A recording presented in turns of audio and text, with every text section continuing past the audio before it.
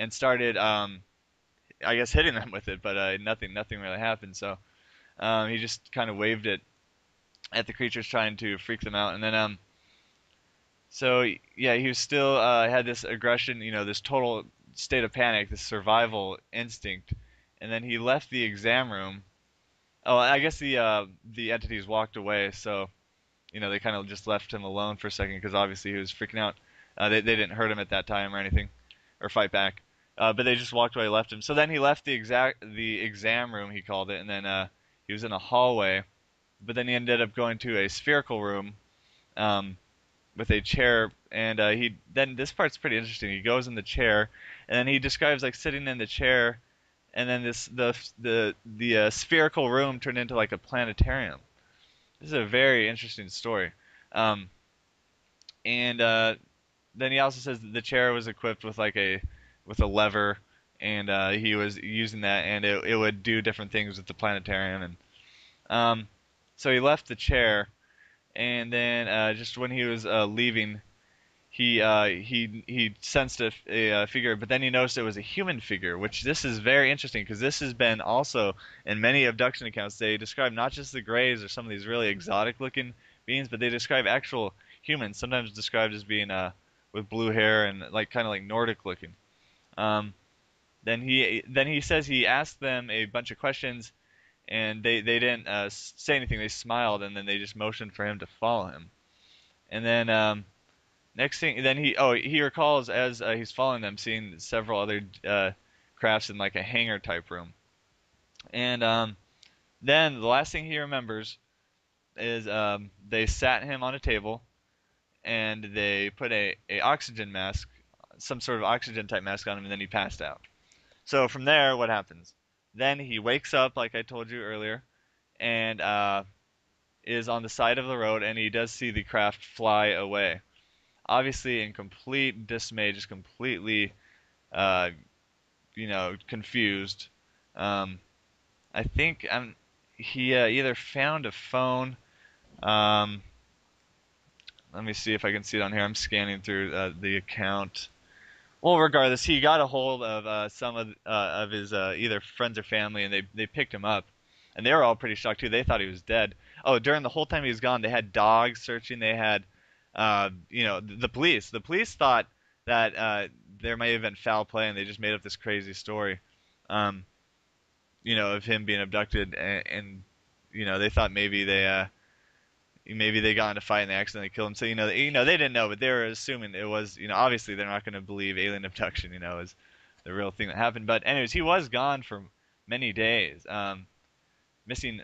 I guess it says missing here 5 days, which is intense. This is, like I said, this is a very unique experience. Usually it's people in their bed and then they'll end up waking up, back either in their home or in their bed. So, um, and then I guess him and then several others took a polygraph exam.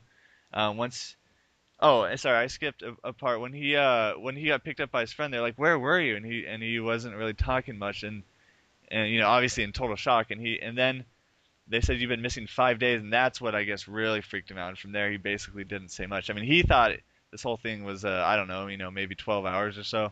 He had no idea he was gone for 5 days. Um, And so yeah, then eventually I guess him and then his fellow loggers took polygraphs, and if I'm not mistaken, I think all of them passed the polygraph except one was neither positive or negative. So and I know polygraphs are by far not the most reliable, but I mean that is it is impressive. And then also the fact that none of them have changed their story to this day. Usually hoaxes do get uncovered. Um, I don't know. I just really think that is one of the most extraordinary cases of abduction I've ever heard. So that's Travis Walton. I'm actually trying to get a hold of him to see if he'll talk with me on the show, which would be amazing to say the least. And like I said, that is a very unique case in that multiple eyewitnesses went along with the story, saying they did see the UFO. They did see him get knocked unconscious, thinking he was dead.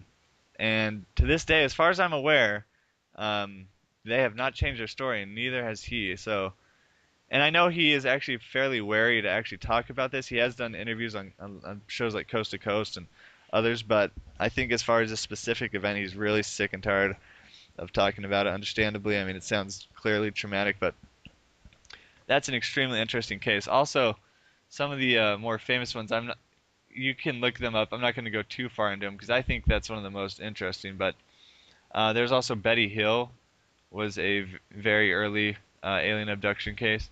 Um, let's see what. Oh, actually, and then the one of the very earliest was a man named Antonio Villas Boas in 1957. And I think, if I'm not mistaken, I'm going from memory, but I think his abduction account detailed some of the reproductive experiments and which is amazing because that was one of the earliest, if not the earliest, actual written abduction cases that received a lot of attention. So and that story, the whole thing with the either whether it's sperm samples or this hybrid project is constantly is just so constant in these abduction stories, and that is absolutely stunning to me. I mean, why why if they okay, let's say they were really extraterrestrial beings, that could travel, light years to our planet in spaceships. Why would they be collecting sperm samples and doing hybrid projects? As far as studying sperm samples, I'm sure they're much more advanced, and that could not be too interesting for them. So there are several abduction researchers who say that actually what it is they are conducting a a, a sort of hybrid program in this.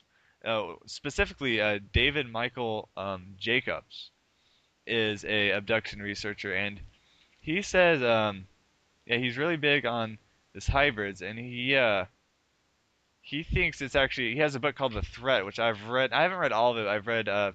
You can read a huge chunk of it on Google Books for free. They call it a preview, but it's almost, I mean, it's almost all of the book. So if you guys are interested, go to Google Books and search Jacob's Threat, and you should find it. But excuse me, but yeah, he thinks there's a secret program involving this hybrid project, and they're actually they're gonna actually be integrated into our society. And when you read some of the early chapters in the Bible, about the Nephilim, about the sons of God coming, from the heavens and impregnating women. I mean, hey, that sounds an awful lot like, some sort of hybrid. I'm not saying what these abductees and experiencers are when they make these hybrids are necessarily creating Nephilim, but I'm just saying that is a very common theme in whether it be mythology or abduction accounts of this bizarre hybrid program. So, and like I said, it's been many, including that the early person who I just mentioned. Let me get his name again. One second. Well, it was the yeah, sorry, Antonio Villas Boas. Yeah, if I'm not mistaken, he did. But regardless, there's been just constant talk of this bizarre hybrid program. So what could that be? Um, who knows if they really are creating hybrids, or if this is just some sort of bizarre ritual uh, designed, to either deceive or just torment the victim. One common theme you can't ignore in these abductions is this sense of sadistic torture that the abductee goes through. I mean, they talk about prods going through their ears and their eyes and their neck and all these terrible things. And obviously, I mean, just being forcefully taken, against your will into a spaceship of these extremely bizarre-looking beings does not sound pleasant. And if you're familiar with the concept of dark ecstasy, which is the spirit of the Illuminati, that it's a term that Jeffrey Grupp of antimatterradio.com initially brought to my attention, and he talks about dark ecstasy, which is the spirit of the Illuminati. That was my first video I made on my YouTube channel, Dark Ecstasy World, and it's gotten almost 20,000 hits now because it was picked up by some major conspiracy websites. But just briefly, just to give you an idea of what dark ecstasy is it's a sadomasochistic spirit of the Illuminati. It's basically it's getting pleasure out of the most sadistic acts of torture and torment, and it's just like say someone enjoying a classical work by Beethoven, someone just in your pure ecstasy, that would they would get a similar feeling through things like torture and killing. And we really do think that that's a spirit of dark ecstasy versus the spirit of Yahweh. And some people, when we bring that up, they say, well, isn't that just a fancy term for evil? And it is similar to evil, but evil is it has too much baggage with it. People think, automatically when you say that, they think, just black and white, sin versus not sinning. No, no, dark ecstasy is the actual spirit of it. It's an actual phenomenon that is just basically pleasure from pain. And when you look at the world and history, it is just constant wars and famine and death and starvation. And the dark Illuminati masters seem to be thriving on dark ecstasy. So Jeff and I have discussed in past shows if maybe abduction is simply a dark ecstasy ritual to gain as much of this dark ecstasy from the victims as possible. Basically just sucking off the energies of people being tormented and absolutely horrified. And that's very possible. I think as far as what extraterrestrials are, I don't think there could be many different types. So don't think I'm saying this is about all of them, but I don't think that they are coming from other planets. I think they can exist in our dimension, three, if they choose to, or they also they're interdimensional. That really is, that does sound pretty out there to some people, but that actually does explain a lot when you look at the UFO phenomenon and you see these extremely, sophisticated looking crafts, going 0 to 5,000 miles per hour in what, half a second, and then doing a 90-degree right turn, and then just disappearing. I mean, they defy, the laws we know as physics, and then also just they seem to just disappear out of nowhere. It seems like they really are just kind of changing the frequencies to either allow us to see them or allow us not to see them. That also would explain these abduction experiencers are being taken through walls, and when these abduction experiencers describe it, they say it feels like they're in the core of their physical being is actually being like their cells are being stretched apart to make them able to fit through these walls. And a lot of this actually is not too contradictory to some of what is going on in the world of physics and these different theories and the quantum physics. And I mean that's not something that for as far as for more details on that you need to listen to Antimatter Radio. I'm far from an expert on things when it comes to physics, but I do know that there are people who are actually really talking about the very real possibility of parallel dimensions and things like that. So I actually think that is a much more plausible idea than space travelers coming from just ridiculous spaces that we can't even comprehend. Light years, light years of light years of light years away, coming in crafts. Just think it. Basically how people think of it, just like us taking a space shuttle to the moon or whatever. People think of it in that terms. I don't know. That to me, I'm not totally ruling that out. That is, who knows? Maybe there's a possibility of them traveling through wormholes, be it, or or whatever. But I mean, so that is a possibility. But I think interdimensional beings is much, much more likely from all the evidence I just said to you. So let me just check something real quick. Okay, just making sure I don't have any callers in here. So yeah, and John Mack, he really goes into that of alien abduction being real, but in what sense? So, as in the case of Travis Walton, it did seem, pretty real in the physical sense. They saw him get knocked down by the UFO. They didn't see him get taken up in the ship, but we'd assume that's what happened next.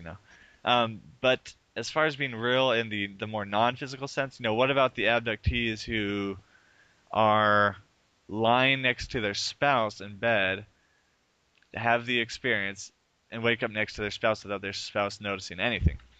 Well, it could be, the abductees, often talk about a sense of, missing time. Maybe these entities also made the spouse, just kind of black that out. So maybe they actually did witness it, but they just don't remember it. Or, but still, it's very interesting to think that could be happening, and then obviously, like if they are space and started, I guess hitting them with it, but nothing really happened. So he just kind of waved it at the creatures, trying to freak them out, and then so yeah, he was still had this aggression, this total state of panic, this survival instinct, and then he left the exam room. Oh, I guess the entities walked away, so they kind of just left him alone for a second because obviously he was freaked story. Um, and then he also says that the chair was equipped with with a lever, and he was using that, and it would do different things with the planetarium, and um, so he left the chair, and then just when he was leaving, he sensed a figure, but then he noticed it was a human figure, which this is very interesting because this has been also in many abduction accounts they room. And then the last thing he remembers is they sat him on a table and they put a oxygen mask, some sort of oxygen type mask on him, and then he passed out. So from there, what happens? Then he wakes up, like I told you earlier, and is on the side of the road, and he does see the craft fly away. Obviously, in complete dismay, just completely freaking out. They didn't hurt him at that time or anything, or fight back. But they just walked away, left him. So then he left the exam room, he called it, and then he was in a hallway. But then he ended up going to a spherical room um, with a chair, and he then this part's pretty interesting. He goes in the chair, and then he describes like sitting in the chair, and then the spherical room turned into like a planetarium. This is a very interesting describe, not just the Greys or some of these really exotic looking beings, but they describe actual humans, sometimes described as being with blue hair and like kind of like Nordic looking. Um, then he says he asked them a bunch of questions, and they didn't say anything. They smiled, and then they just motioned for him to follow him. And then next thing, then he recalls as he's following them, seeing several other crafts in like a hangar type